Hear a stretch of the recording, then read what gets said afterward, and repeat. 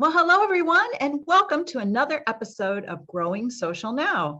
I'm your host, Barbara Rasconi, and I'm so excited to welcome Ted Gregorek to our show today.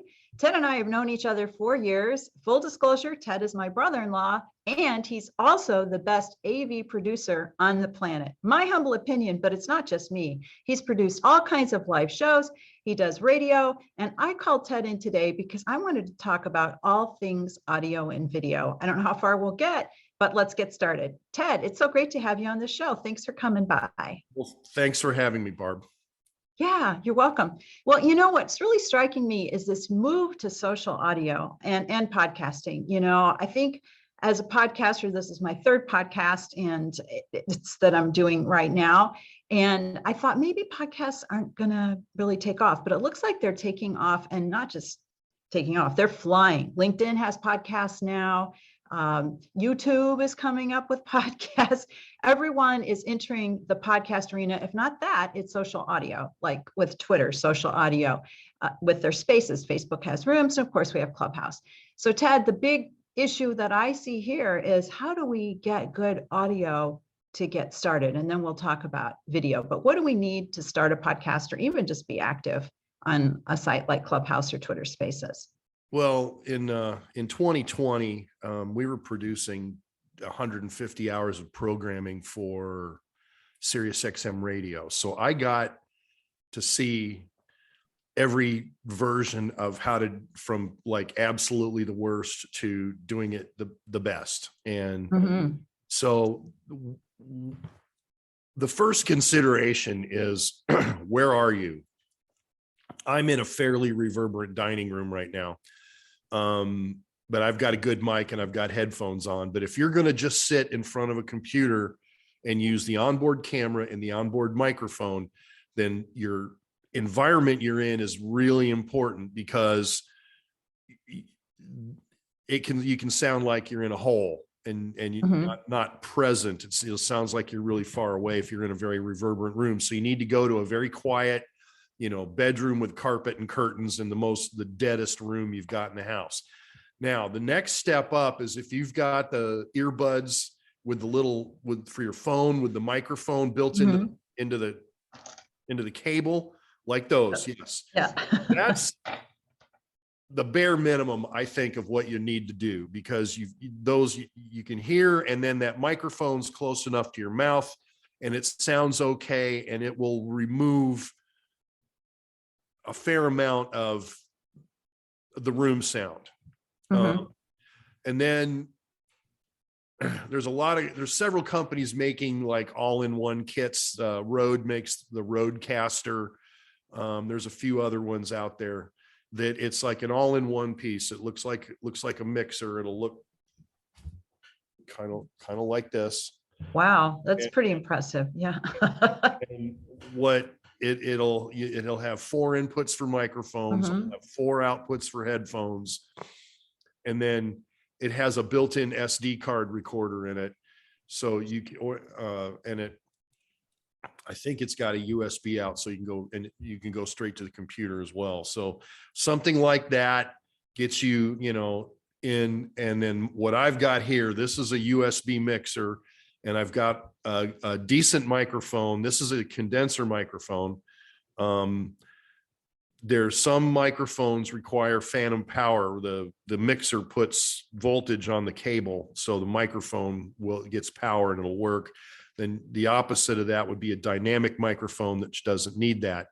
So I've got a mixer, a microphone, a pair of headphones, and this mixer has a USB output that goes directly into the computer. So when you get into your Zoom settings, it'll show up as USB audio codec is what it'll say. Okay. So in this way, with this, I could do 4 people. I would need to hook up. It's got an output to send to a headphone amp. So if I wanted, so I could have up to 4 headphones. And that's, this would be the way we would do it if we were, this is the way we do it at the studio. When we do it at the studio, we have a much bigger mixer, and we had a lot more going on. We had like 2 different Zoom calls coming in, and we had we were connected with codecs to people that were very far away. But I mean, if you're doing it just locally, this is all you need. And so what is that again? Is it Rodecaster or what are you? Rode is a company. They make Okay. microphones and they make audio equipment, and it's called a Rodecaster, and that's the all-in-one piece. Now this is an Allen and Heath Z10 audio mixer, and it has a USB output, but there's lots of companies making these little USB mixers. I mean, you can go to any music store and see 10 or 12 of them, different kinds. Really? And so is that, go ahead. They're all basically the same. They'll have some microphone inputs, they'll have some line inputs, and then they'll have a USB output, and then they'll have audio outputs. So they're actually really versatile. This is the mixer I use with my little video rig. And then the other nice thing about the mixer is it's got some basic EQ on it, so you can tone controls. So this one has high and low. So you got top. See, there's the highs, and then you get your lows in there, and then Oh wow. it has mids. You can turn, and the mids you can select the mids you want to, so you can, so you can tailor the sound to your voice. And then it's got a couple of auxiliary sends for so you could send audio out to a headphone amp, or you can create a mix minus. So you can, which is a mix minus, is if you want to hear everything but your return yourself. You want to hear everything else, but you don't want yourself coming into it. Okay. So that's a mix minus. And anyway, and this everything I've got here is several $100s, not thousands of dollars. And you can spend, I mean, this mixer's like, I think $300, and this microphone's $130, and, and some cabling, and don't let somebody at a store tell you need a $300 mic cable. Just get the You don't. No. I've built recording studios with the really expensive monster cable, and I've built it with the cheapest cable I could find, and there is no discernible difference. Wow. So it's just that's good tip. And is this portable, or is there a portable version? Because I know a lot of people who listen to my show everybody's starting to get back out and travel and go to conferences. So if you wanted to record a show while you're there, is there a portable version? The option I forgot to give you was they do make this microphone in a USB version. Okay. So you can plug it directly into your computer. And you've got a headphone jack on your computer. So you can plug a good set of headphones in, and you can plug the microphone directly in. And if you're going to go sit at a coffee shop, but if you're going to go live, I'd suggest against that, because that's the other problem we ran across frequently, is people would, with sketchy internet connection, it was, they'd get that robot voice thing going on. Oh yeah, because it's not it's shaky. And you would unstable, they call it. Yeah. And we had one lady that went out on a patio and sat next to a highway. Oh boy. You've got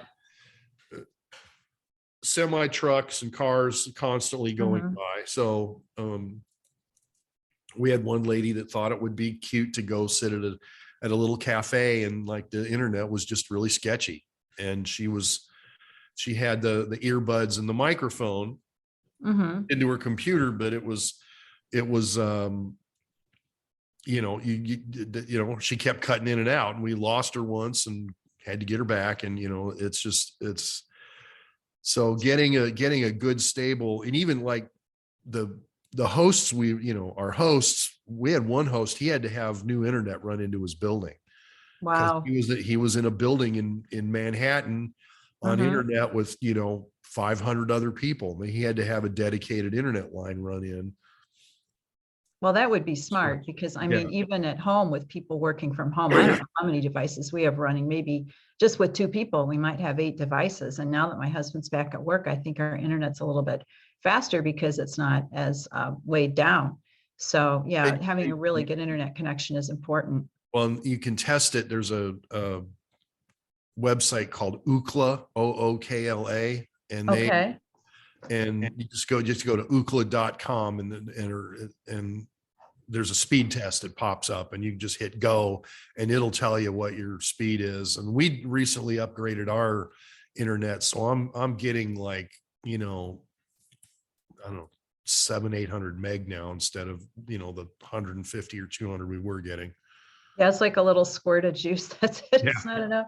So we talked about recording. Those are really great tips. You need to have, first of all, you need to have good internet. We just talked about that. So you have to make sure you have a good connection. You need to have a good microphone and a good mixer. I think a lot of people are kind of missing the mixer part, but I can see how it's important, especially if you're going to have other guests. If you're just doing it by yourself and you're never going to have guests and you're never going to, that's all you're doing, then you can go with the USB microphone and a decent set of headphones. So if it's just you talking, if that's all it's ever going to be. So that part of it, but if you're going to have guests, you need to everybody needs their own microphone. Everybody needs their own headphones. Okay. So. Yeah, that makes sense. Yeah. And you can't really, if you're going to get together, it's nice for you to provide the headphones. You can't expect people to bring their own. Yeah. But I mean, this mixer, like I said, this would fit in a carry-on case. It's not, it's not huge, and then, but you got to have a power strip, because I've got my computer plugged in, I got the mixer plugged in. So you need 2 outlets. Yep. And the outlet is 8 feet that way. So you need an extension cord and you need a USB cable and a mic cable. And that's a good packing list. And, you really need to take your own extension cord, because you never know, there might be a place that you go where the people who are on staff are not allowed to let you borrow theirs. Right. So it's always a good idea to bring your own equipment. Yeah. And if you're going somewhere live, it's really important to do. I mean, when we do live broadcasts, we do a site survey, and Sirius XM will send me 4 or 5 hours away just to check internet at where we're going. Okay, that's smart. I mean, I've driven from Indianapolis to Cleveland just for the day. I just drive over there and I'll be there for 45 minutes but I'll bring a laptop and a codec and connect everything and make sure it connects and then go home. So if you're planning on doing something live, you really need to check stuff out ahead of just showing up. Now, is there any kind of internet boosting device you can get that will help take the internet? No. That's a good, quick answer. Now the system we've developed to use with Sirius XM and Westwood One it's a rack with expensive routers in it, and it will accept 2 separate internet lines. So if you've got, say, AT&T and you've got, Verizon or something else, and it's also got slots in it for 4G or 5G cards now, SIM cards. So, but that's a very expensive proposition. But the general answer for that is no. Your internet is what it is wherever you are. That's your bottleneck. If you don't have good solid internet, and we always go for a hard wire. People are afraid of wire, but I'm on my home wireless here, but I know what I know what I have here. When we're going to do a remote, we can always get a hard wire if it's possible. Yeah, I guess the only thing you could do is, if you think it's iffy, is record and then upload later when you have a better connection, but then you're not live, and that's part of the energy and excitement, is being live. Right. So, yeah. And you get the ambiance of where you're at, what's depending on what's going on. Like, well, the other thing, when we do live stuff for Sirius XM radio, we go to the combine it was here in Indianapolis, the NFL combine, but what the people are coming by and you grab them for interviews, and that's why so you can talk to the coaches and these players and all that stuff. Mhm. And that's the point of it, is, being able to talk to people that you normally wouldn't be able to talk to. So yeah. Yeah. And that your audience wants to see that fresh stuff in the moment too. Right. So yeah, I remember when I went to Indianapolis for the Super Bowl and you were working on Radio Row, I think you Yep. called it, and people Yep. would walk Radio through Row. and yeah. Yeah. Madonna walks through, and Adam Sandler, and yeah. Wow. Oh, wow. That's so exciting. So let's switch over a little bit to video. I know a lot of organizations are offering a replay of an event. And everything that you said about audio is so important. I think before you sit down and decide you're going to record something, you probably do need to do a site check and look at the room ambiance. But can you give us some tips? I mean, should the speaker have a microphone? How close should you be to the speaker? Having, if you're gonna do video, and okay, so at least you're going to have a USB camera, and so you've got a static shot of whatever it is. And then, I mean, if the USB camera has a microphone on it, and you get people close, and you can get the camera close enough to them, I mean, but that's a very uninteresting thing to look at. Yeah. It's like you just, you got a talking head, and they're just babbling on about whatever they're talking about. So if you want to get multiple cameras and if you've got, like, maybe they have a PowerPoint presentation that they're working with, so you want to add that in, and then you have a microphone. There's more than one speaker, so you need two microphones. So you can either use like a lavalier microphone or a headset microphone, or if they're speaking at a podium, you have a podium microphone. So, and then, if you want multiple camera angles and you want to add the PowerPoint in, you need some sort of mixing system to mix the different microphones and the different video inputs together. So I have a system like that, and I use this mixer, so I can have 4 microphones and 2 line-in sources with my mixer for audio. And then the video portion of it has the ability to use 4 cameras. And I have a wireless, and my system's, like I said, nearly 100% wireless, because all the cameras are wireless. There's a wireless camera link, so you can hook it up to any good, if you've got a good DSLR camera or a video camera of some kind, that's got different lensing or whatever, you can use that. Or any phone or tablet can be used as a camera as well. So I can have up to 4 sources. It's all app based. So you do your mixing on an iPad. Wow. Okay. It's an OS system. It has to be a Mac based system. You can have either a Mac computer or an iPad will control. Anyway, but then you've got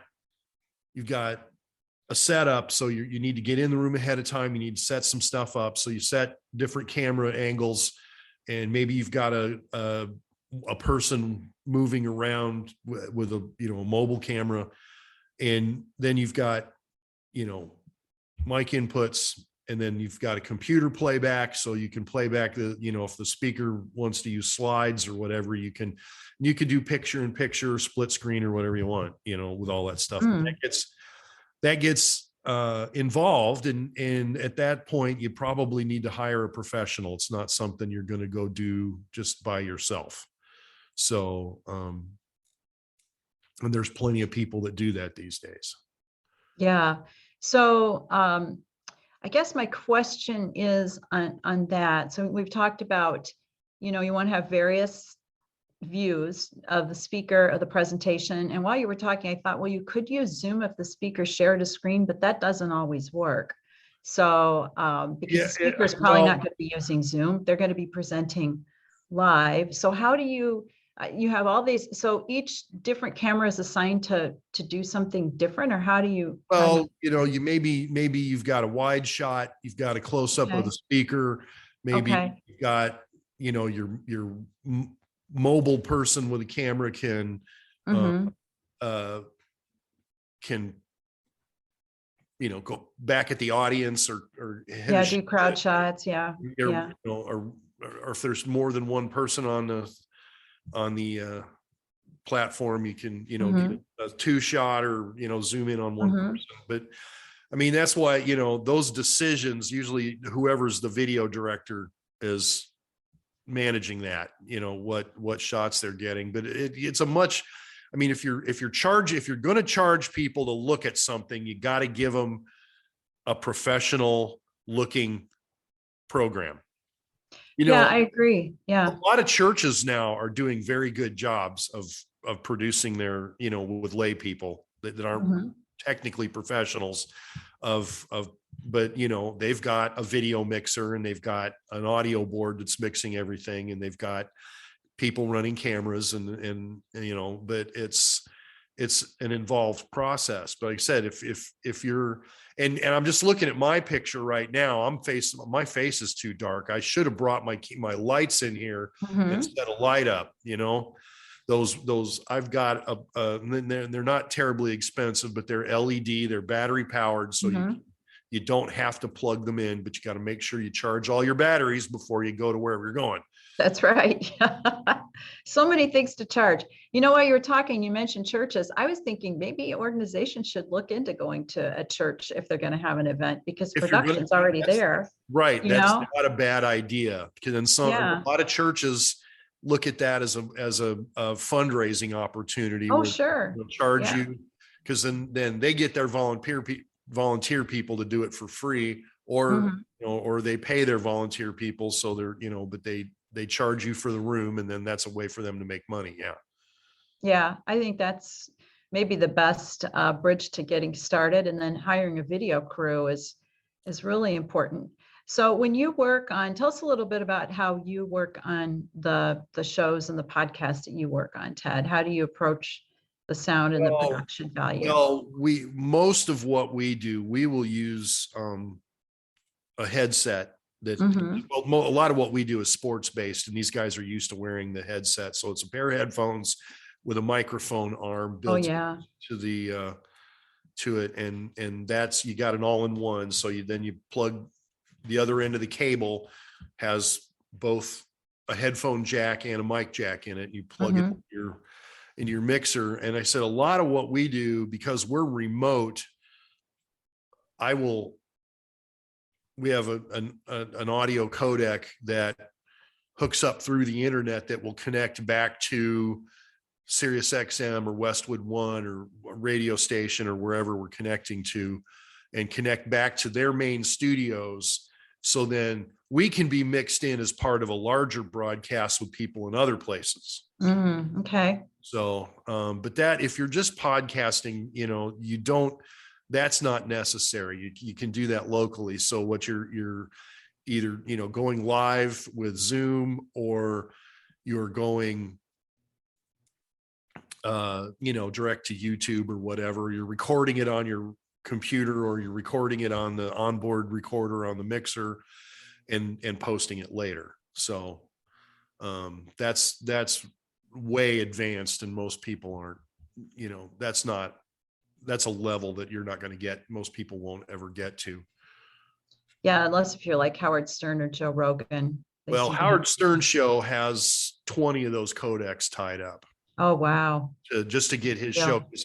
Everybody, there's a dozen or more people involved with the show, and everybody has their own codec, and then there are backup codecs. And then if somebody is running sound effects off of a computer, that computer has its own codec. It's like, wow, that I would say that's probably the most involved radio broadcast there is right now. Wow. I would say so. Yeah. Well, I think as someone who likes podcasts and I love watching videos, sound is the most important quality you need to have. I think video is okay, but people are really getting tuned into that audio. People really want good sound.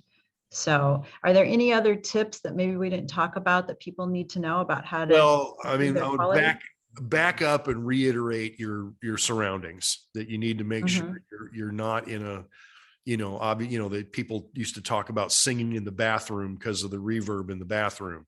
Well, you Yeah. don't want to be in a super live reverberant room, Mm-hmm. and you want to minimize external noises, dogs, kids, traffic, maybe, go to Mm-hmm. a room in the back of the house instead of up front where if you're on a busy street. I mean, we had producers that were living in Manhattan that, the train was right outside their window, and every 10 minutes you'd hear the train go by. Yeah. That's hard So, to get away from, though. right. Yeah. So, and then, like I said, bare minimum, the earbuds with a microphone built in, USB microphone, and a good set of headphones. And Mm-hmm. when I say good, we're not talking about, I mean, you can go out and spend $1,000 on a pair of headphones, but Mm-hmm. somewhere between $50 and $150 will get you a really good set of headphones. And I need those. just because they're expensive doesn't mean they're good, though. Sometimes those Beats they were a $20 set of headphones that they were selling for $400 just because they said Beats on them, so Yeah, they're fashion. You they're have to pay for the fashion. Yeah. So Yeah. anyway, but yeah, being conscious of your and the other thing, like, this is a side address microphone. You talk into the side of it. You do Mm-hmm. not talk into the end of it. See how it got Oh. dull sounding? Oh, wow. And That's a good the tip. other thing I run into is people talk into the back of it, and then it sounds Yeah. like I get people and they'd have a good microphone, but they sound like this. And I go, hey, turn your microphone around. And they go like this, and they go, oh, now I can hear myself. Well, That's funny, but it's not. I mean, that's well, an important tip. there are microphones that are omnidirectional that Yeah. pick up everything equally from all around. Right. And then this is a cardioid microphone that picks up from one side and it rejects sound from the other side. And then Oh, okay. there's a cardioid, and then there's a hypercardioid, which is really directed in the front. Then there's a supercardioid, which is kind of like, called a shotgun microphone. Oh, yeah. They're usually, anywhere between 8 and 18 inches long. Mm-hmm. And those are more for picking up sounds at a distance. Although I know some guys that do voiceover that use them, and they'll get right on them, and it's just, that's their sound. And Mm-hmm. that's a little extreme. I mean, those are guys that just sit and cut commercials all day long. That's all they do. So, but that just knowing how your microphone works is important. Because if you and people, you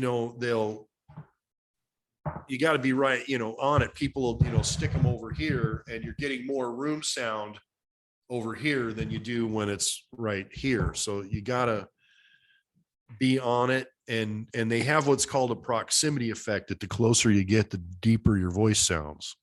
So if you get up like this, if I do that. Yeah. Yeah, you get more low end when you get real close to it. Oh, okay.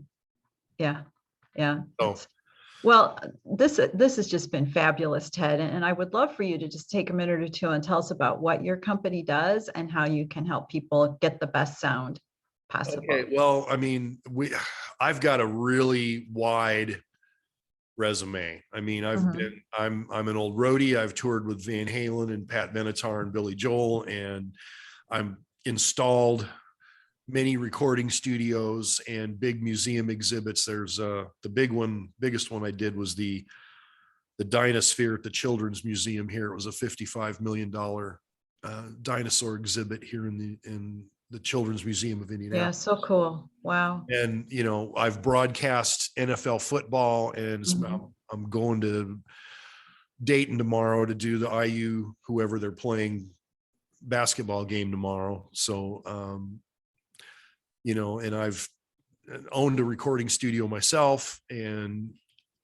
it's been, I mean, I've owned audio equipment since I was 14 years old. So it's just kind of been a passion of mine my entire life. And I decided to make it my vocation as well as my avocation. So, I mean, I do this stuff for fun, it's not just my job. So, and I've built, big church and school auditoriums Mhm. and we do acoustics, and I've built podcasting studios for people. I've built, recording studios for people. Most recently that we did a right before COVID hit in 2020, I went down to Tennessee and built a room in a basement for a guy that was a drummer that he recorded. People would send him audio tracks and he would add his drum parts to them in his basement. So he just sat there, he put the equipment right next to him. So we built a room in his basement for him to play drums in. Oh, that's cool. Yeah. Wow. So we do acoustics and wiring, and I'm probably one of the top soldering people in the Midwest. Wow. Well, I think you're an all-around AV consultant that if people are really interested in delivering high performance sound, Ted is the person you need to talk to.